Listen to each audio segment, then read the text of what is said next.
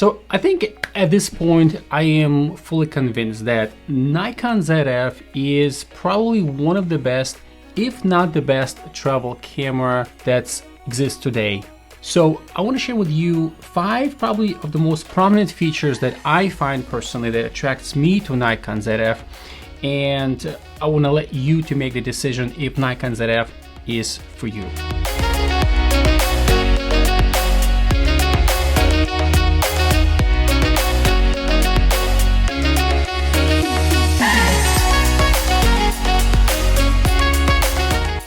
Now, and I know this could be very much debatable whether this is the best camera or not, but in my opinion, after being using this camera for probably nearly 2 years, I think the camera was released in 2023, and this is when I picked it up pretty much right away. Obviously, there's a lot about this camera to like, there's a lot about this camera to debate, but I want to talk about specifically if you're looking for a camera for travel purposes, if you're looking for a camera that's kind of all around, that has modern features, that reasonably priced, that's full frame, that does photo and video excellently, I really want for you to consider Nikon Zf.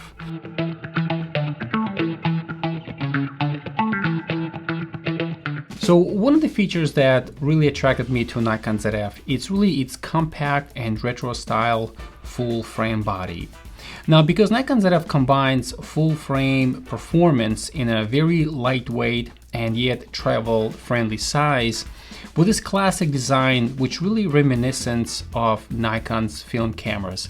I think the weight of this camera is probably just a little bit over 700 grams. Once you combine with the lens, it's a little bit more, but most of the time you're probably going to combine with lenses that are smaller. It is very easy to carry and does not draw too much attention. It's great for candid travel shots. Now, I recently went on a trip with my family. We went on a cruise, and by the way, for those people who love cruises, it's really one of the most attractive experiences and best value for the money that you can get. But anyway, so I went on the cruise and I was kind of debating which camera do I bring with me. Do I bring with me Nikon Z9? No, that's too big. Do I take with me Nikon Z6 II? I love that camera. Actually, Zf features the same 24.5 megapixel full frame CMOS sensor just as the Zf and Z6 II. So there are some similarities from that. But what's unique about this camera, it features the XP7 processor, the same processor that you would find in Nikon Z9. I've done a number of videos already about Nikon Z6 II, Z9. I've done videos about Nikon Zf, and really this is kind of one of my final maybe opinions really that I came up with at this point. And there are a lot of things that I really appreciate about this camera, you know, starting with the things like, you know, you have these mechanical dials at the top. Really, you have your shutter speed, you have your ISO, you have your exposure compensation, and it's kind of reminiscent of these older style Nikon bodies. You do have also a video record button, which actually I'm going to talk a little bit later. You have a very nice shutter button. You have the function button that you can program for whatever case use you have. And yes, you do have a fully articulated screen.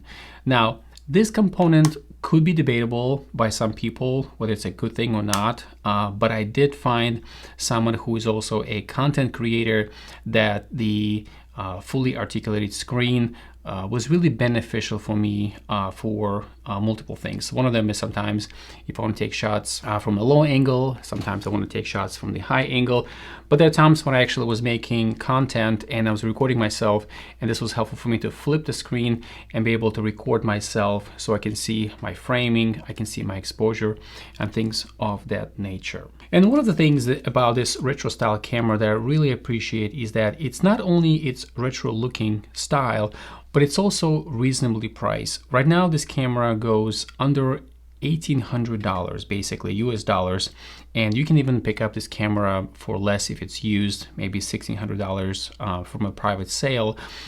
But there's so much in this camera when it comes to the autofocus, when it comes to the video features, that I found super helpful.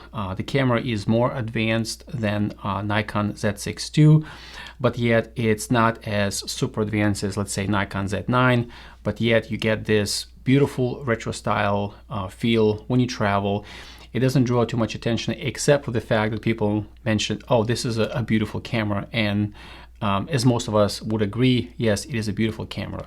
Now, one of the elephants that I would like to address is the ergonomics within this camera. Yes, as you can see, there's a very little room actually to be able to hold your camera, which in this case, again, it's debatable for some. Somebody who really likes this style might actually prefer sort of like this brick looking design, but I did end up using this little sort of attachment that will help you to be able to hold your camera a little bit more ergonomically. I did travel with this.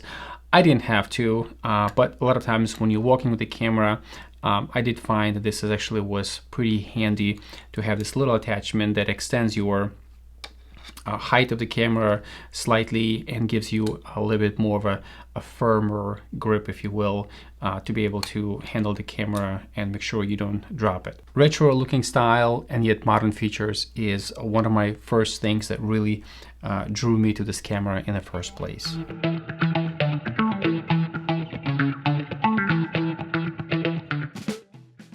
Now let's talk a little bit about feature number 2, and this is the low light capabilities of this camera.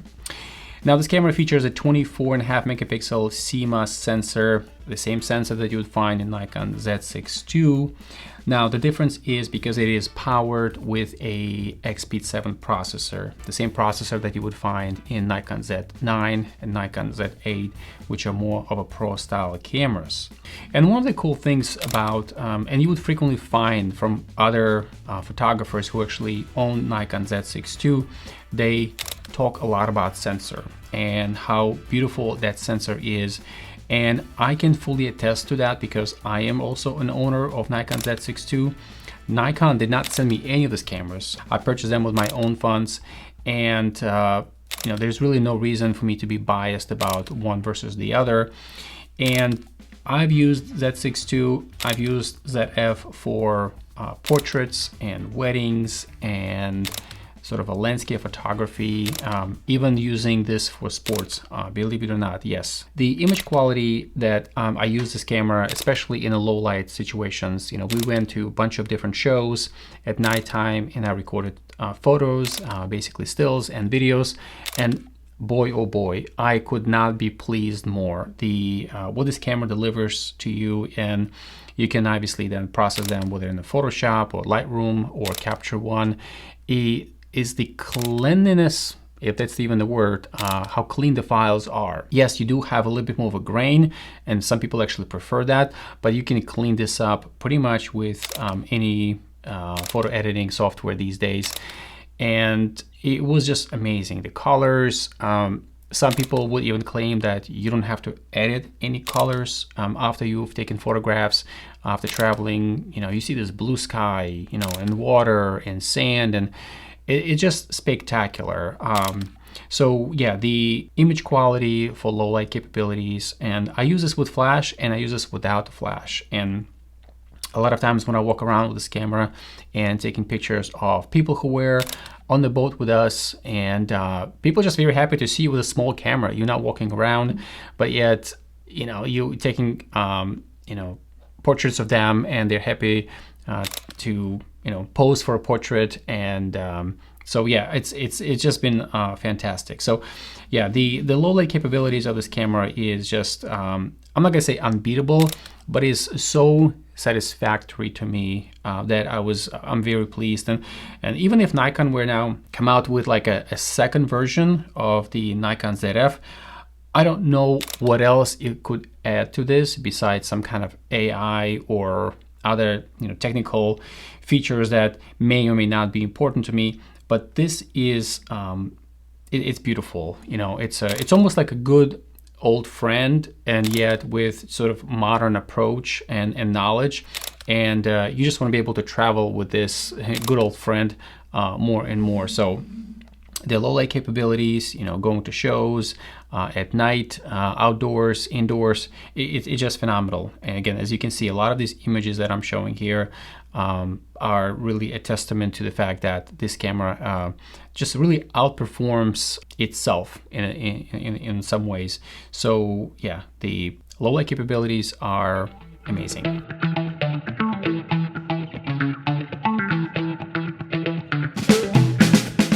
Now let's talk about the autofocus. So the autofocus here is with subject detection. It has an eye and face detection AF for humans and animals, plus vehicle detection. And all of this, as I mentioned earlier, is powered by Nikon's high-end XP7 processor. This really ensures sharp and focused shots during fast-paced travel scenarios, and it easily adjusts to boats and cars and motorcycles and people, and you can set your autofocus however you want to, but it does exceptionally well. And I would put this camera up against Sony and Canon, and I'm very, very pleasantly surprised because I use those cameras, Sony and Canon, various recent cameras, and I really don't see any difference between Nikon Zf and Nikon Z9 and Z8. Again, these cameras right now with the processor that Nikon really came up with, it's just beats all the cameras or performs just as well as the competitors.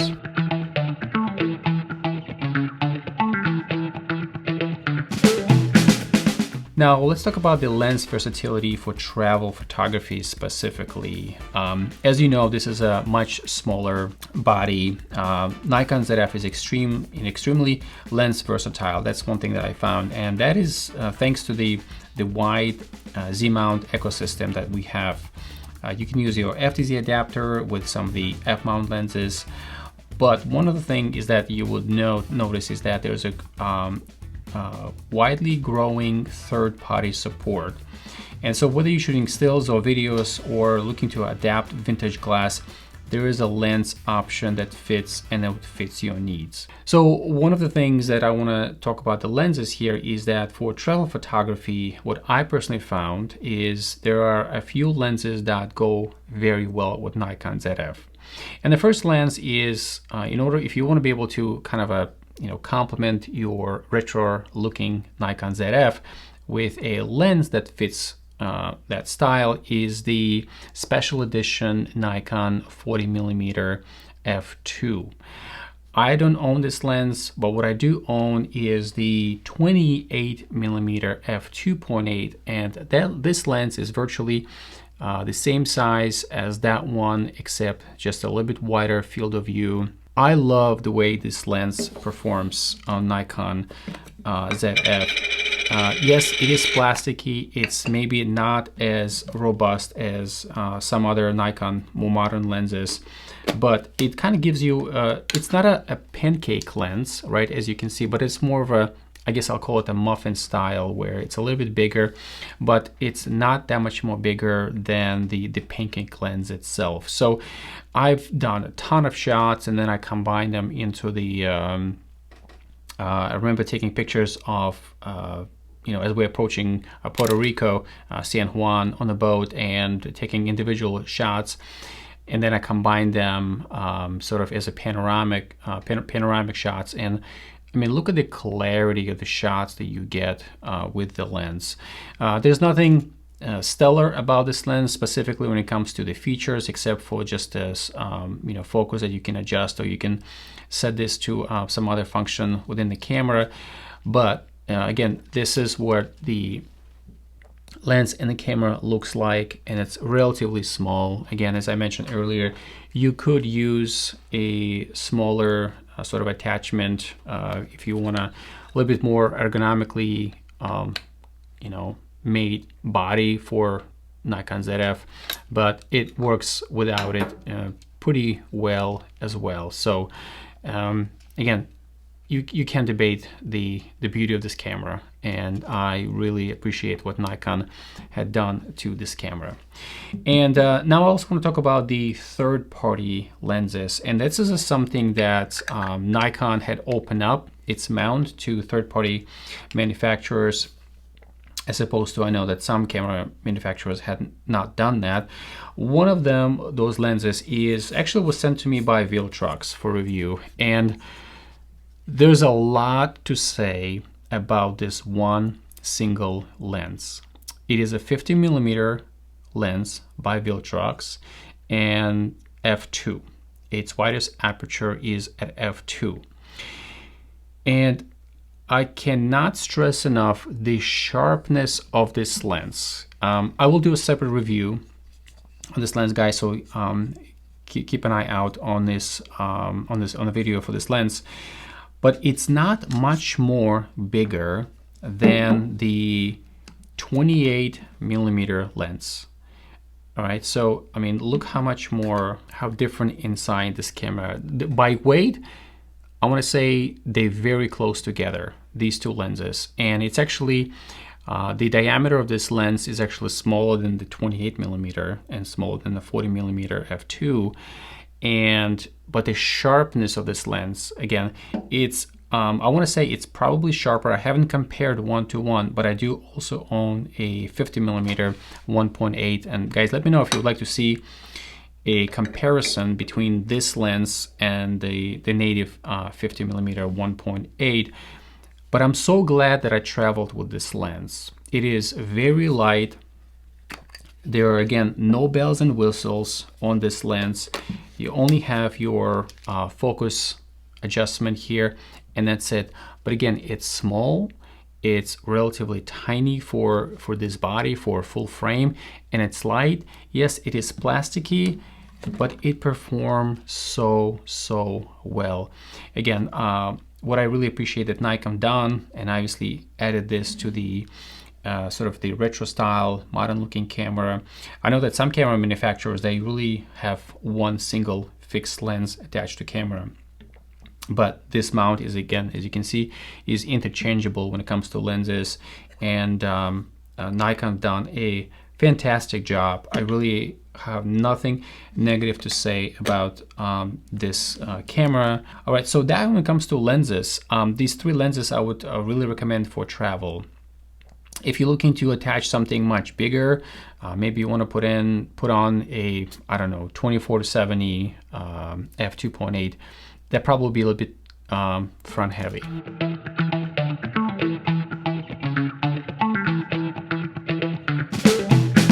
And the last feature that I would like to cover that I think will be important to some people, it may not be important to others, is the video functionality of this camera. This camera shoots at 4K in 30 frames per second, and that's going to be in the full frame. One thing that you may not know is that it is oversampled from 6K for extra sharpness, and it really has a very nice image.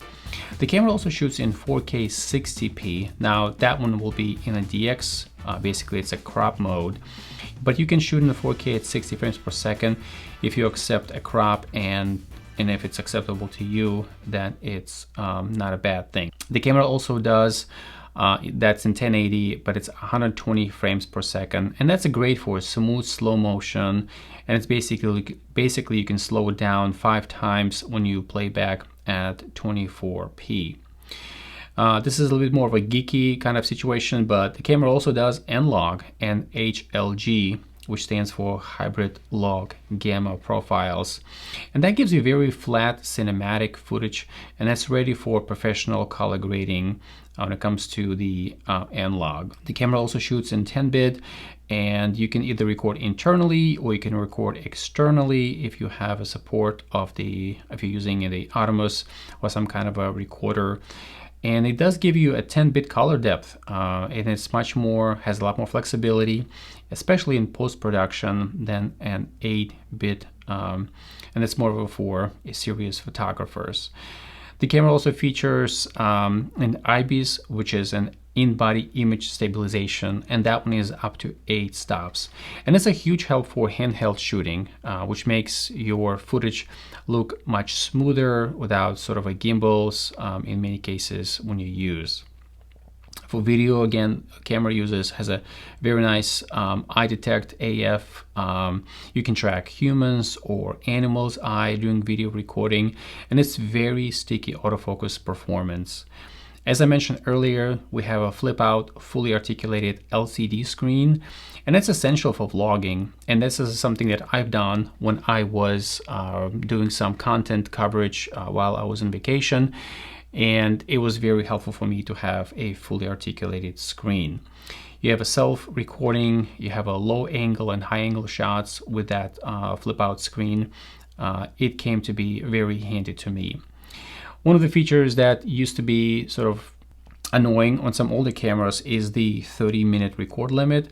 Well, Nikon Zf does not have that, unlike older cameras, and you won't cut off after 30 minutes when you're recording something. And that's usually helpful for interviews or maybe events or concerts. So these are some of the features that I found to be very useful on this camera, and I really hope this is helpful for you guys if you're trying to make a decision. Again, if for some reason I did not like this camera, I probably would have sold a long time ago. But again and again, I go back to, especially if it's traveling.